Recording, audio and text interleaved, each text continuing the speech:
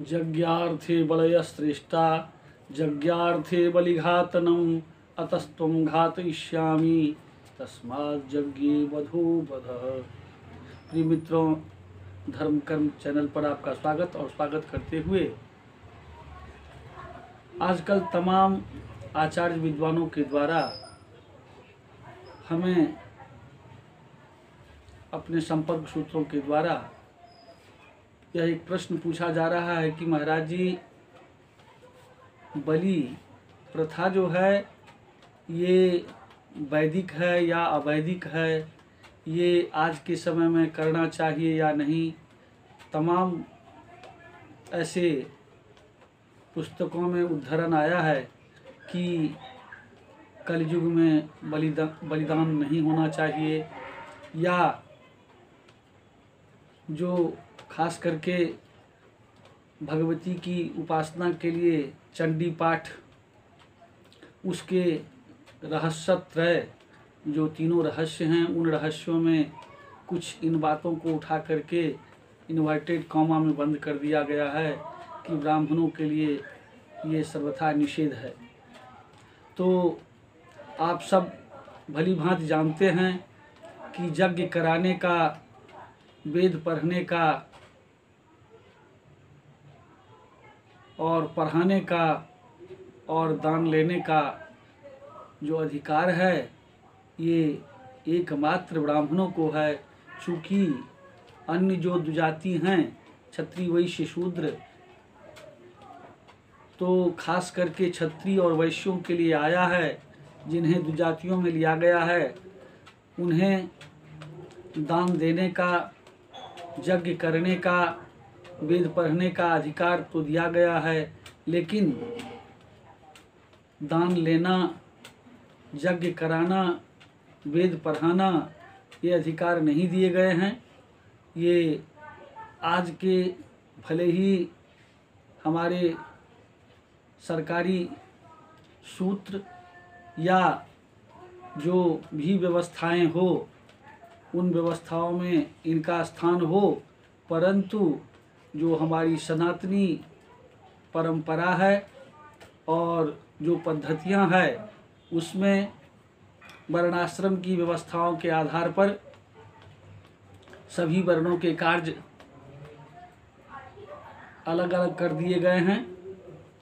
और आप सब भली भांति जानते हैं कि ठीक है, काल परिस्थिति के आधार पे आज जो कुछ भी हो रहे हैं, इसका मतलब ये नहीं कि शास्त्रों को हम सबों के बीच से अलग कर दिया जाए। जहाँ तक शास्त्र की बातें हैं तो उसमें आया है कि एक तो वेद वाक्य है, दूसरी पौराणिक वाक्य है, और तीसरी जो सामाजिक या पारिवारिक जो व्यवस्थाएं हैं, इन तीनों व्यवस्थाओं को लेकर के हम और आप अपना समय और कार्य संपादन करते हैं। ऐसी स्थिति में जहाँ तक हम और आप इनको 3 श्रेणियों में बांटे हुए हैं। एक प्रभु सम्मित वाक्य जो आदेशात्मक वाक्य के रूप में वेद देता है, दूसरी पौराणिक बात जिसे सुहृद सम्मित वाक्यों के माध्यम से हम और आप एक दूसरे का उदाहरण दे करके ऐसा हुआ था, ऐसा करेंगे तो आप भी इस तरह के पुण्य के भागी बनेंगे। और तीसरी जो सामाजिक या आपका कौलिक या आपके पारिवारिक जो व्यवस्थाएं हैं, जिसे कांता सम्मित वाक्य के रूप में लिया गया है। 9 आदेश, 9 उदाहरण आपको विशेष रूप से किया जाता है, लेकिन एक दूसरे से बलिष्ठ हैं। ये अच्छी तरह से जानते हैं कि आपकी घर की या समाज की जो व्यवस्थाएं हैं, उससे ऊपर जो पुराणों की व्यवस्थाएं हैं वो उससे ऊपर है, और पुराण से भी ऊपर जो वेदों की व्यवस्था है वो उससे भी ऊपर की बातें हैं। जहाँ तक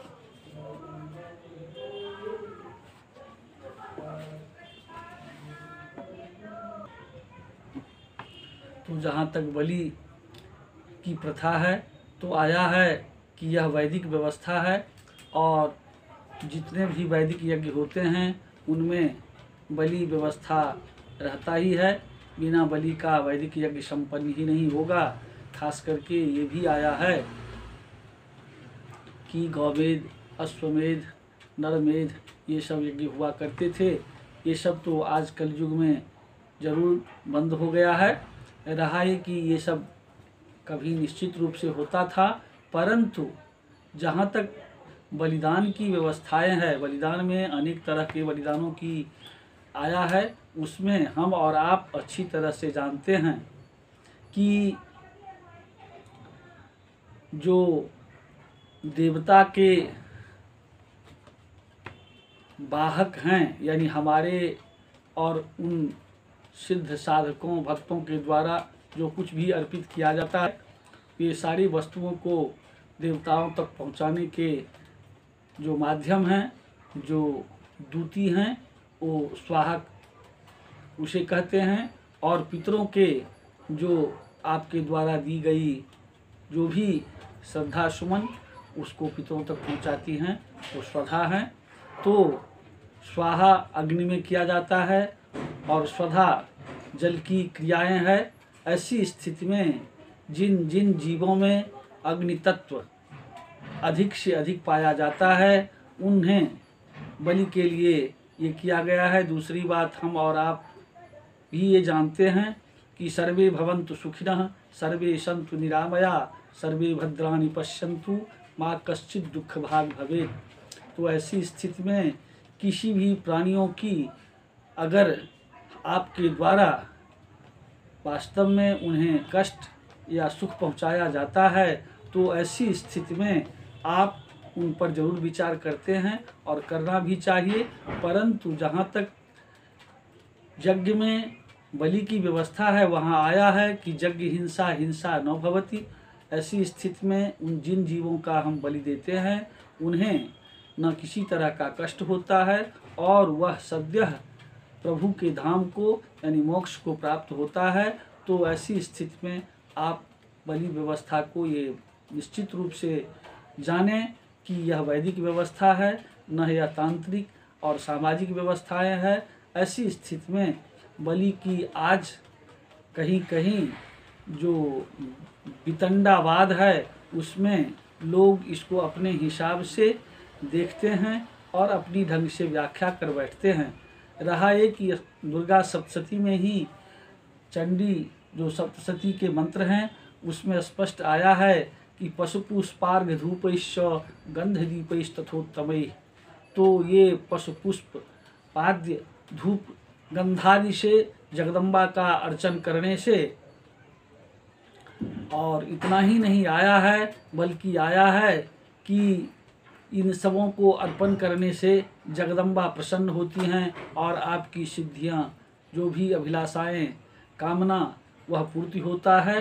तो आप इसे करें और इसके संबंध में और बहुत सारी बातें जो शास्त्रीय बातें हैं उनको मैं आपके समक्ष रखूंगा। जय जगदम्ब, जय विश्वनाथ।